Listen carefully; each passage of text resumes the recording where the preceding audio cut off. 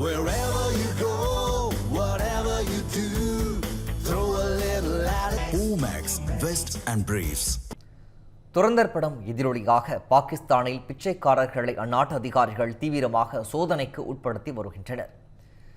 கந்தஹார் விமான கடத்தல், டெல்லி நாடாளுமன்ற தாக்குதல் ஆகியவற்றை அடிப்படையாக கொண்டு எடுக்கப்பட்டுள்ள துரந்தர் திரைப்படத்தில் பாகிஸ்தானுக்கு பதிலடி கொடுக்க ஹம்சா என்ற பெயரில் உளவாளியாக அந்நாட்டிற்குள் நுழையும் ரன்வீர் சிங் இந்தியாவிற்கு எதிரான சதித்திட்டங்களை கண்டுபிடித்து பதிலடி கொடுப்பார்.